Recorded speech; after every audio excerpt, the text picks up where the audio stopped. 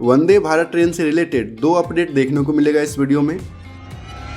पहली अपडेट ये है कि रायबरेली के मॉडर्न कोच फैक्ट्री में भी अब वंदे भारत ट्रेन का प्रोडक्शन किया जाएगा ताकि ज़्यादा से ज़्यादा वंदे भारत ट्रेन बन सके। और दूसरी अपडेट है चेन्नई से बेंगलोर होते हुए मैसूर तक चलने वाले वंदे भारत ट्रेन से रिलेटेड।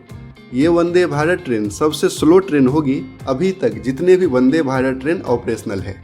इस वंदे भारत की एवरेज स्पीड लगभग 76 किलोमीटर पर आवर होने वाली है, क्योंकि चेन्नई से मैसूर के रूट में रेलवे ट्रैक में काफ़ी सारे कर्व्स और स्लोप्स हैं। इसके अलावा टाइमिंग को लेकर भी इशू है। सेम टाइमिंग में शताब्दी एक्सप्रेस भी ऑपरेशनल है और शताब्दी एक्सप्रेस भी लगभग इतना ही टाइम लगाती है चेन्नई से मैसूर जाने में। तो फिर वंदे भारत ट्रेन का क्या फ़ायदा मिलेगा? चेन्नई से बेंगलोर होते हुए मैसूर तक नेक्स्ट वीक से वंदे भारत ट्रेन की शुरुआत हो रही है। इसके टाइमिंग की बात करें तो चेन्नई से मॉर्निंग में 5:50 पर यह ट्रेन स्टार्ट होगी और KSR रेलवे स्टेशन यानी कि बेंगलुरु पहुंचेगी 10:25 पर। 5 मिनट रुकने के बाद यानी कि 10:30 पर बेंगलुरु से यह ट्रेन स्टार्ट होगी और मैसूर पहुंचेगी 12:30 पर। यानी कि 6 घंटे और 40 मिनट में वंदे भारत ट्रेन चेन्नई से मैसूर पहुंचेगी। अब देखिए, चेन्नई से मॉर्निंग में ही 6 बजे शताब्दी एक्सप्रेस भी स्टार्ट होती है और 10:45 पर ये KSR यानी कि बेंगलुरु पहुंचती है और 10:50 में बेंगलुरु से खुलने के बाद 1 बजे शताब्दी एक्सप्रेस भी मैसूर पहुंच जाती है। यानी कि चेन्नई से मैसूर पहुंचने में शताब्दी एक्सप्रेस 7 घंटे का समय लेती है। अब वंदे भारत ट्रेन और शताब्दी एक्सप्रेस के टाइमिंग का एक कंपैरिजन देखिए। अब बड़ा सवाल ये है कि सेम रूट में लगभग सेम टाइम में ही दो प्रीमियम ट्रेन चलाने की क्या ज़रूरत है, जबकि इस रूट में शताब्दी एक्सप्रेस में भी लगभग सीट वैकेंट ही रहती है।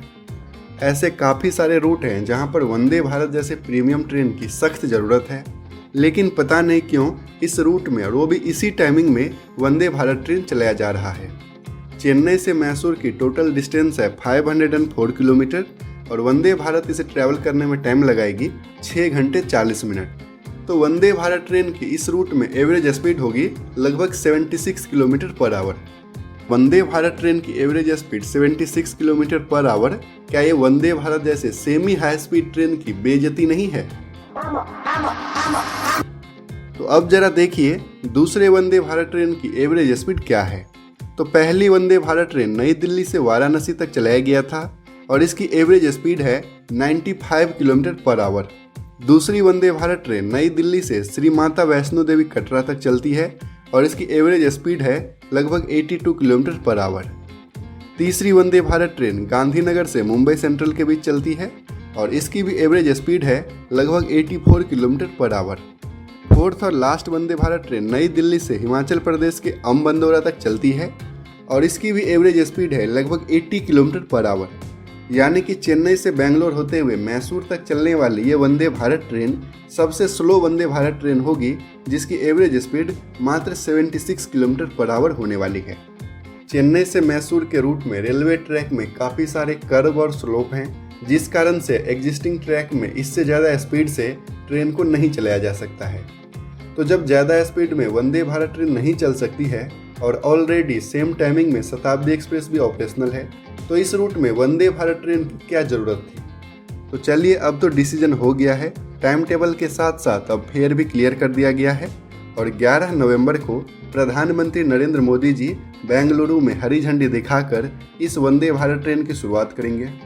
वंदे भारत ट्रेन से रिलेटेड गुड न्यूज़ ये है कि अब रायबरेली के मॉडर्न कोच फैक्ट्री में भी वंदे भारत ट्रेन का निर्माण किया जाएगा। मॉडर्न कोच फैक्ट्री में और भी ज़्यादा मशीन्स लगाई जाएगी, इसका मॉडर्नाइजेशन भी किया जाएगा।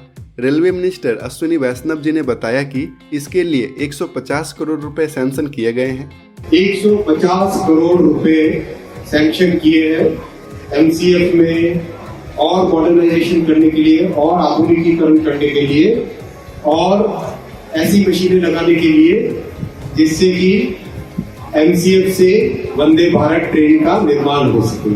तो अगर रायबरेली में भी वंदे भारत ट्रेन का प्रोडक्शन होगा तो अब और भी ज़्यादा स्पीड से नए वंदे भारत ट्रेन आएंगे क्योंकि अगले 1 साल में 75 वंदे भारत ट्रेन जबकि अगले 3 साल में 400 वंदे भारत ट्रेन बनाने का टारगेट है।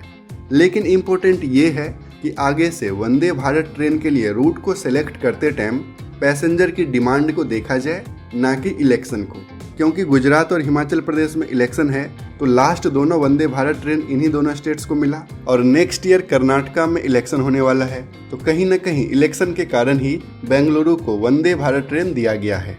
आज के वीडियो में बस इतना ही। वीडियो अगर आपको पसंद आया तो प्लीज़ इसे लाइक कीजिए, कमेंट कीजिए और दूसरों के साथ भी शेयर कीजिए। अगर अभी तक आपने हमारे चैनल को सब्सक्राइब नहीं किया है तो पापा कंस्ट्रक्शन को सब्सक्राइब करके बेल आइकॉन भी प्रेस कर दीजिए।